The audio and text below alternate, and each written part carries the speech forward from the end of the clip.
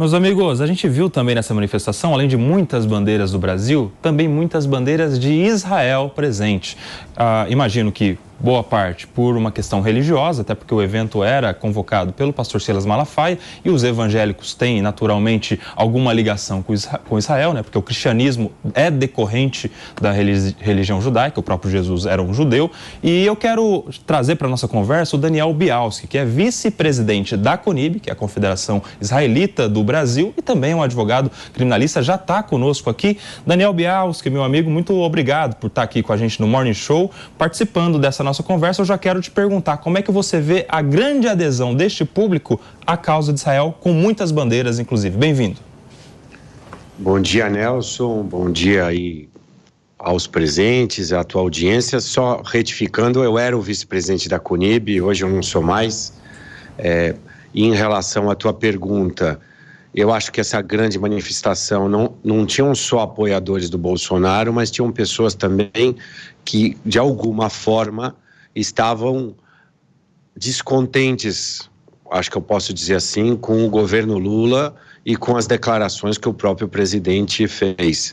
As bandeiras de Israel, então, aí, são um sintoma disso, porque as declarações do presidente, que foram fortes, e aquela comparação que ele acabou fazendo, revoltou muitas pessoas, não só aqui no Brasil, o próprio governo de Israel, causando aí uma grande polêmica sobre o assunto, já que nada se compara ao Holocausto. Não só a comunidade judaica, mas grandes historiadores sempre colocam, não se compara o incomparável.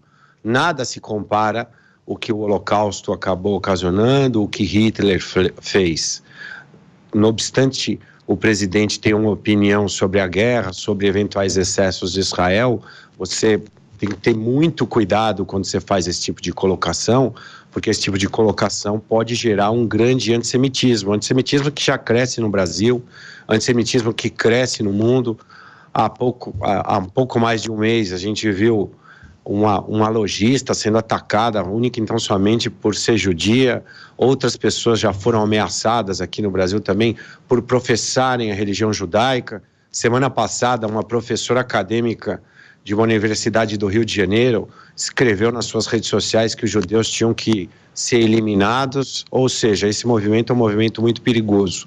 As bandeiras de Israel, então, aí mostram que o povo brasileiro de fato apoia Israel. Porque Israel, nessa briga com o Hamas, não é uma briga de dois estados por território, é a briga de um estado democrático. Aliás, o único estado democrático que existe no Oriente Médio, onde todas as pessoas são iguais, onde árabes, judeus, cristãos, drusos, qualquer tipo de minoria convive de forma harmônica, com os mesmos direitos, contra um grupo terrorista que estuprou, que matou, que mutilou e que mantém ainda sequestrados 134 civis israelenses que professam também a religião judaica. Isso não se pode colocar no mesmo patamar esse tipo de discussão. Então, eu, enquanto membro da comunidade judaica, fiquei feliz com esse apoio da população brasileira, não só ontem, mas desde o início dessa guerra e desde todos esses acontecimentos. Bialski, a gente vai falar mais daqui a pouquinho sobre essa crise diplomática entre Brasil e Israel, a partir das declarações do presidente da República, da reação do primeiro-ministro de Israel, das questões envolvendo os diplomatas agora, os chanceleres, os embaixadores, né, dos países, tanto lá quanto aqui. Mas agora eu queria aproveitar a sua especialidade, você que é um advogado criminalista da primeira prateleira, e eu quero saber de você a sua avaliação jurídica a respeito dessa manifestação, porque havia muito receio a respeito dos riscos jurídicos que poderiam sofrer os investigados da Polícia Federal que estão promovendo, como o próprio ex-presidente Jair Bolsonaro e tantos outros aliados que estavam ontem na manifestação. Qual a sua avaliação? Olha, todo mundo tem o direito de se manifestar, está na Constituição, livre pensamento, livre manifestação, liberdade de expressão, isso é um direito garantido. Mas tudo isso tem limites, né? O fato do presidente e outros aliados estarem sendo investigados, existirem contra eles medidas cautelares, eu não tenho conhecimento profundo, mas li na imprensa que existem medidas cautelares de não poder conversar.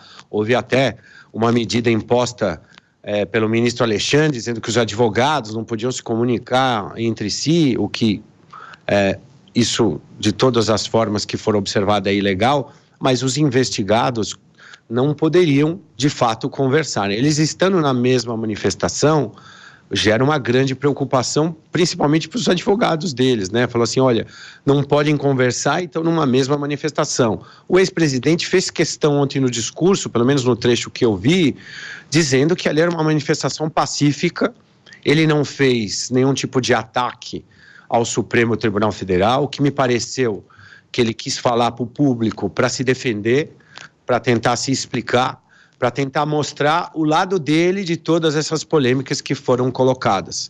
Outras pessoas se manifestaram já de uma forma um pouco mais verborrágica, eu vou dizer assim, para dar um sinônimo mais adequado, e isso pode gerar consequências. Acho que é bem possível que alguns sofram consequências pelos ataques que fizeram a Suprema Corte, as investigações. Acho que você contestar decisões judiciais, você contestar investigações, você pode, mas você tem que também usar de termos adequados. Você não pode atacar pessoalmente quem está investigando, quem está julgando, porque até que se prove o contrário, não tem nada de pessoal nisso.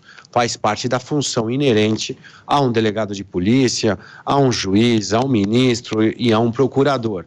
Me causa grande preocupação, sim. Se eu fosse advogado de algum deles, me causaria grande preocupação o fato deles terem estado lá, deles terem presenciado essas falas que foram bastante candentes. Bielski, eu vou abrir aqui para algumas perguntas. Quem vai começar? O Felipe Monteiro vai te fazer uma pergunta agora.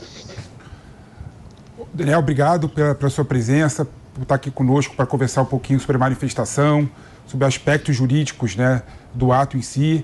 Eu queria te perguntar dois aspectos, né, que foi bem visível, né? O primeiro é que pela primeira vez, né, o Bolsonaro, ele, como bem disse o Mano aqui, ele falou que existia a tal minuta do golpe. Mas, ao mesmo tempo, ele falou que a minuta do golpe previa a declaração do estado de sítio, né, antes da declaração da garantia da lei e da ordem. Então, minha primeira pergunta é que você acha que isso poderia trazer algum tipo de prejuízo à defesa do Bolsonaro. E a minha segunda pergunta, na mesma linha, não é? O Bolsonaro ele fez um discurso bem pacífico, né? Ele até falou que queria pacificar a população. Mas o Silas Malafaia, por outro lado, em alguns momentos criticou de forma ostensiva o STF e o Alexandre de Moraes. Você acha, por exemplo, que a declaração do Silas Malafaia poderia prejudicar o ato em si e também a defesa do Bolsonaro, já que supostamente o Bolsonaro teria sido beneficiado dessa declaração? Eu vou começar pela questão dessa tão polêmica minuta, né? Em direito penal você tem uma coisa que chama atos preparatórios. Não existe crime se não começam os atos executórios. No meu entendimento, isso é um entendimento meu, o fato de ter tido uma minuta, de pessoas terem conversado a respeito de um golpe, de uma manifestação contra o que estava acontecendo no Brasil, não é penalmente punível, pode até ser moralmente punível. Você pode criticar a cogitação de alguém ou algumas pessoas estarem pensando em fazer isso. Mas isso não configura, na minha ótica, um crime ao ponto de ser um fato típico, ao ponto das pessoas que conversaram a respeito possam ser punidas por isso. Então, o fato do ex-presidente mencionar esta minuta ou das outras pessoas mencionarem essa minuta, me parece que não configura qualquer tipo de agravante, porque eu tenho entendimento que este fato em si e por si, porque não teve qualquer tipo de execução para que isso realmente acontecesse, isso pode gerar qualquer tipo de responsabilidade. Em relação ao pastor Malafaia, me parece, com todo o respeito que eu tenho a ele, que ele exagerou um pouco nas suas palavras, e isso deve gerar uma responsabilidade para ele.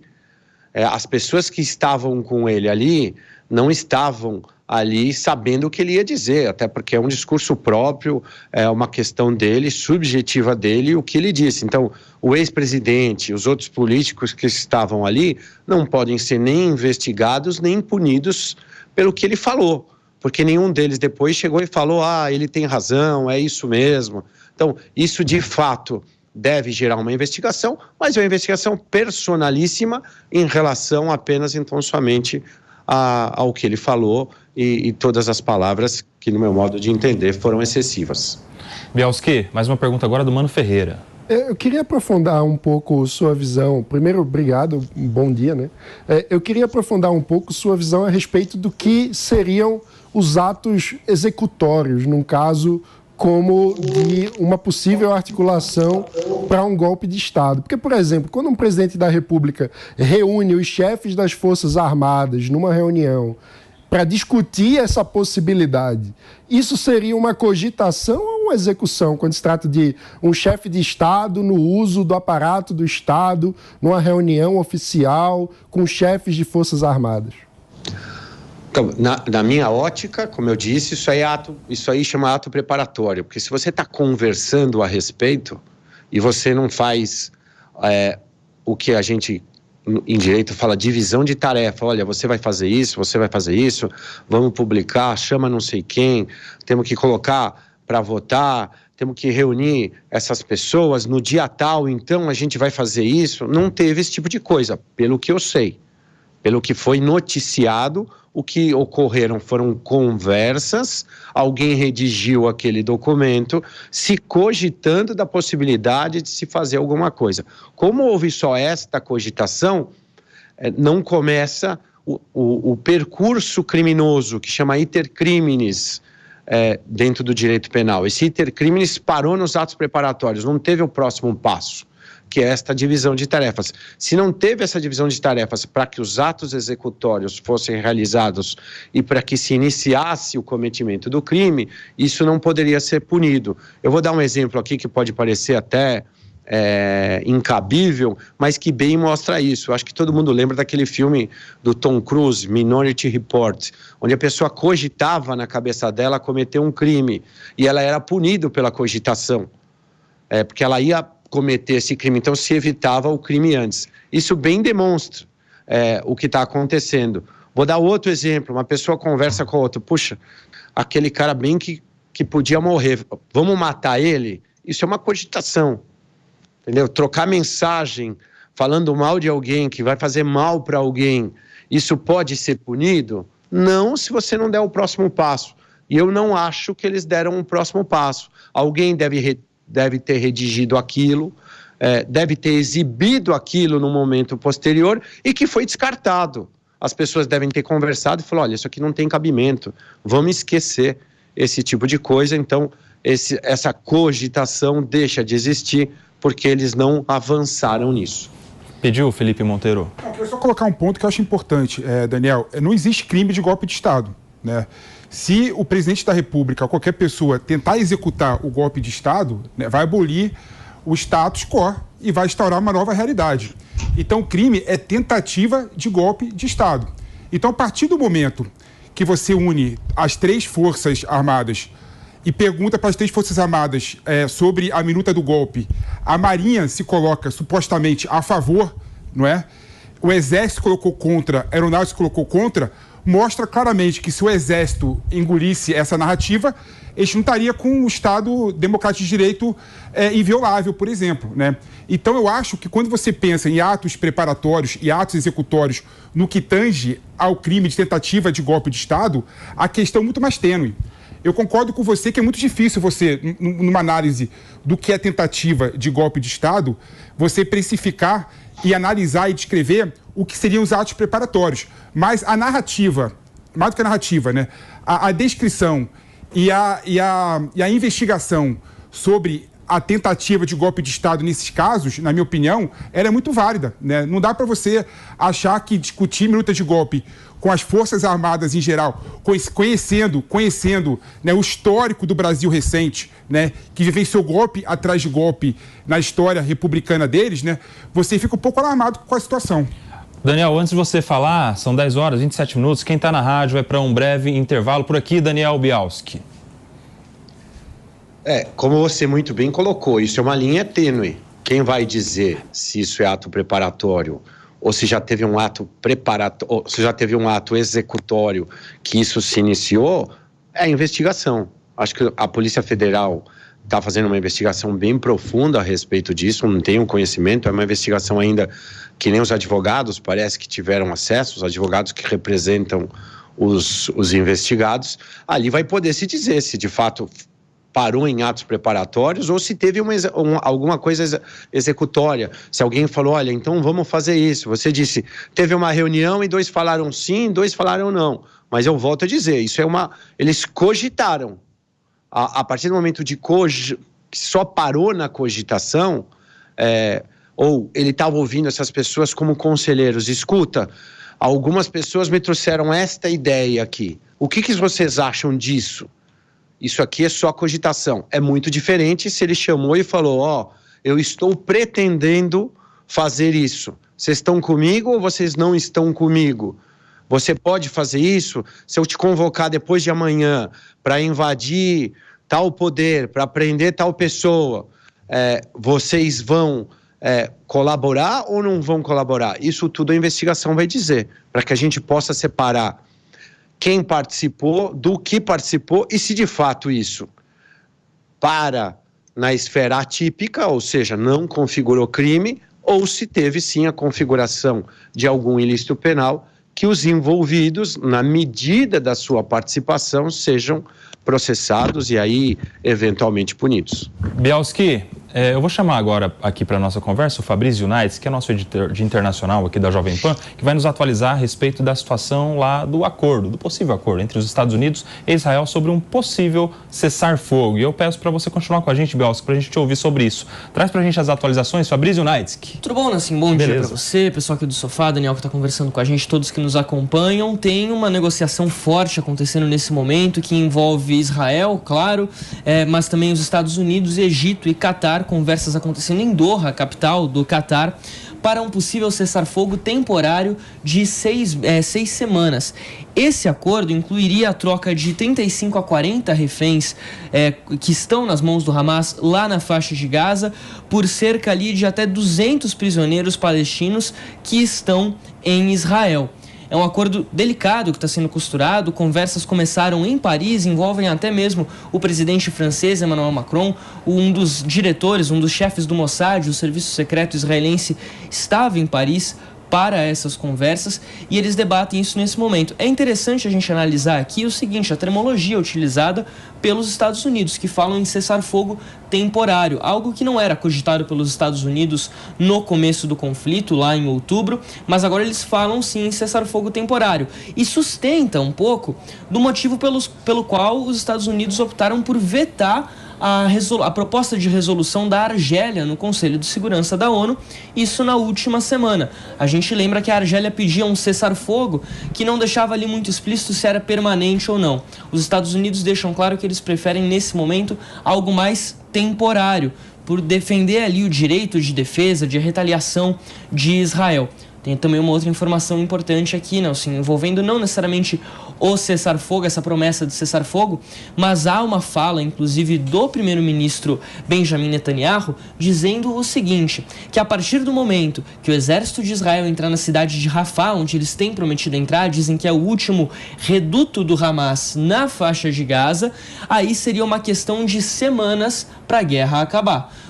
O governo de Israel apresentou hoje no gabinete de guerra um plano de evacuação de civis de Rafah, ordenando que eles passem ali um pouco mais para o norte da cidade, para que o exército de Israel possa avançar nessa operação terrestre no que eles dizem ser o último reduto do Hamas lá na faixa de Gaza.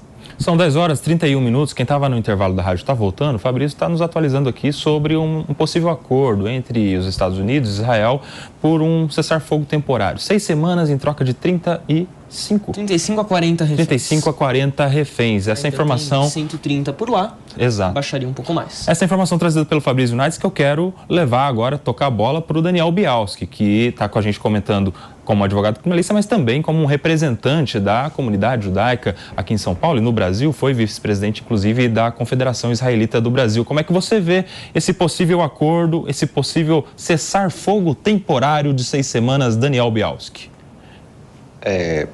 Bom dia, Fabrício. Eu tive em Israel, né? Faz uns 20 dias eu tive em Israel, até o Fernando Capês aí da Jovem Pan estava comigo, do mesmo grupo. A gente conseguiu pessoalmente ver todos os horrores que foram cometidos pelos terroristas.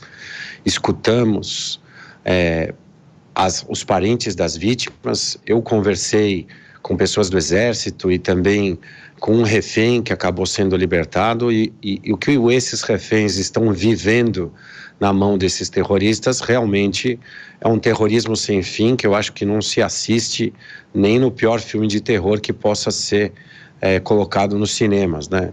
As mulheres são estupradas de forma corriqueira.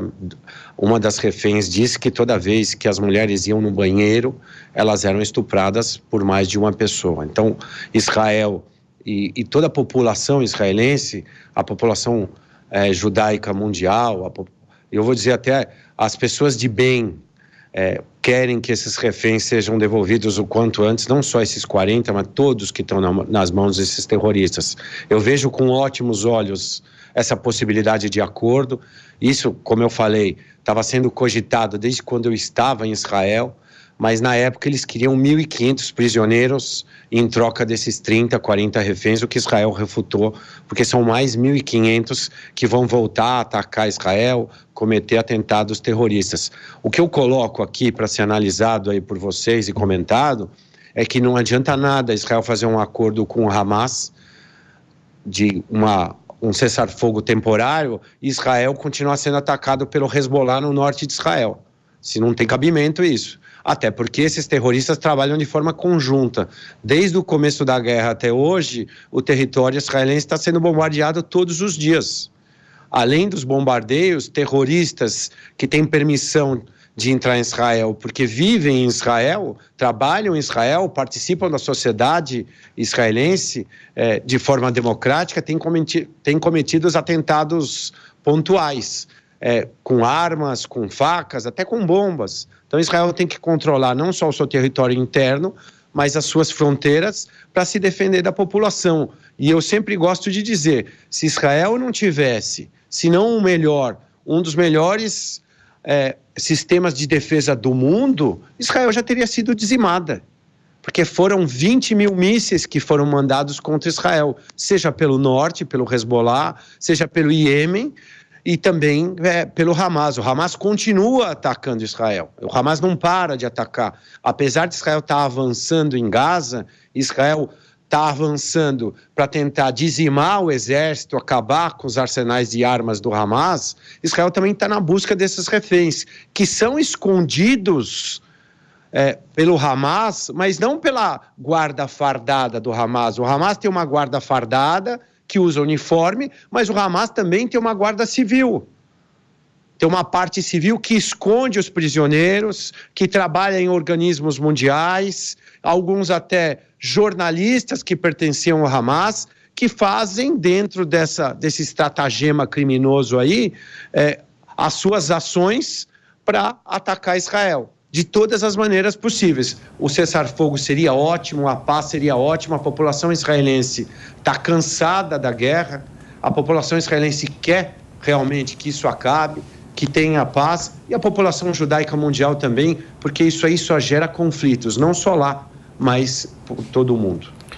Quero agradecer demais aqui o Daniel Bialski, ele que é advogado, mestre em Direito Penal, foi vice-presidente da CONIB, comentou aqui com a gente aspectos jurídicos da manifestação de ontem na Avenida Paulista e também a situação deste acordo, possível acordo entre os Estados Unidos e Israel por um cessar-fogo. Obrigado, viu, Bialski? Volte sempre aqui ao Morning Show, um prazer receber você.